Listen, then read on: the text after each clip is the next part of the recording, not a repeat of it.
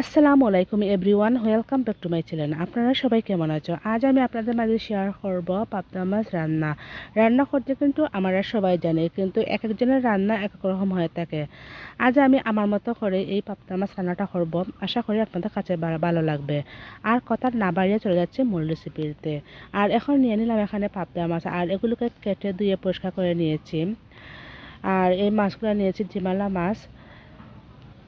তারপরে চুলায় একটা কড়াই বসিয়ে আর দিয়ে দিলাম রেগুলার রান্নার সয়াবিন তেল। তেল গরম হয়ে আসলে আমি দিয়ে দেব পেঁয়াজ বাটা। এখানে 1 কাপ পেঁয়াজ বাটা দিয়ে দিলাম, আর পেঁয়াজটা একটু নেড়ে ছেড়ে কষিয়ে নেব।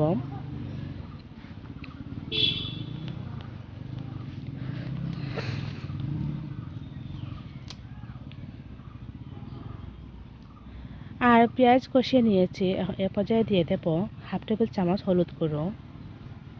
প্রথম অবস্থায় যদি হলুদটা দেওয়া যায়, এতে করে তরকারির কালারটা সুন্দর আসবে। 1/2 টেবিল চামচ ধনিয়া গুঁড়ো, 1/2 টেবিল চামচ লাল মরিচের গুঁড়ো।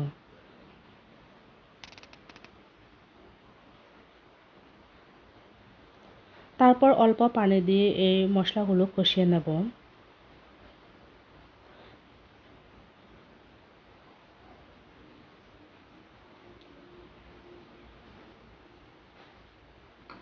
তারপর দিয়ে দেবো স্বাদমতো লবণ।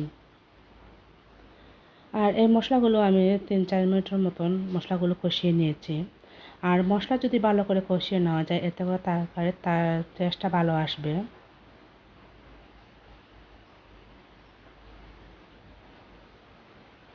ভিউয়ার্স, আর মশলা কষিয়ে নিয়েছি, এ পর্যায়ে দিয়ে দেব মাছ।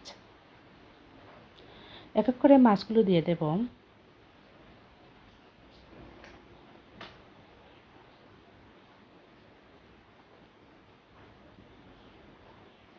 আজকের এই পাবদা মাছের রেসিপিটি যদি আপনাদের কাছে ভালো লাগে, অবশ্যই আপনারা স্টেপ বাই স্টেপ ফলো করে যদি রান্না করেন, কথা দিচ্ছি আপনাদের কাছে অনেক ভালো লাগবে। এভাবে অল্প মশলা দিয়ে রান্না করলে কিন্তু খেতে কিন্তু দারুণ স্বাদ হয়ে থাকে। আমি কিন্তু পাবদা মাছ কিন্তু কম মশলা দিয়ে রান্না করি। তারপর দিয়ে দিলাম অল্প পানি। তারপরে আমি এই মাছগুলো কষিয়ে নেব আরও 3-4 মিনিটের মতন। আর দিয়ে দিলাম 4-5টা কাঁচামরিচ। তারপর ঢাকনা দিয়ে ঢেকে দেব।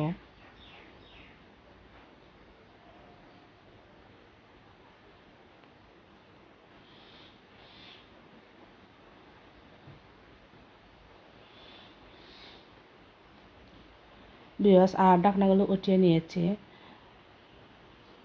তারপর দিয়ে দেবো এখন আমি জুলের পানি। আর মাছটা কিন্তু এ পর্যায়ে নাড়া দেবো না, এতে করে মাছটা ভেঙে যাবে।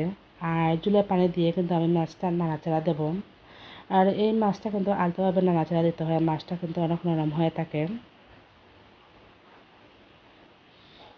আমার এই নিত্য নতুন রেসিপি পেতে হলে আমার চ্যানেলটা সাবস্ক্রাইব করে রাখবা। এতে করে আমি যখন নিত্য নিত্য নতুন ভিডিও আপলোড করব, সবার আগে আপনাদের মোবাইলে পৌঁছে যাবে। তারপর ঢাকনা দিয়ে ঢেকে দেবো আর বলক আসা পর্যন্ত অপেক্ষা করব।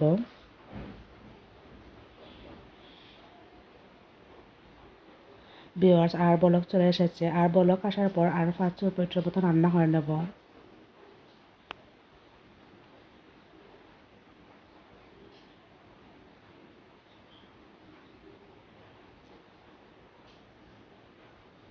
ভিউয়ার্স, তারপরে আমি নাড়াচাড়া দিয়ে নিয়েছি।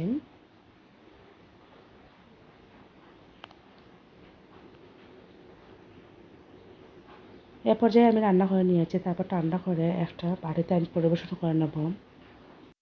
ভিউয়ার্স, আশা করি আপনাদের মাঝে এই পাবদা মাছের রান্নাটি সহজভাবে দেখাতে পেরেছি, আপনাদের কাছে ভালো লেগেছে। আর যারা এভাবে কম মশলা দিয়ে রান্না করেন, তারা তো জানেনই এর টেস্টটা কেমন। আর যারা জানে না, তারা অবশ্যই রান্না করবা, দেখবা আপনাদের কাছে অনেক ভালো লাগবে।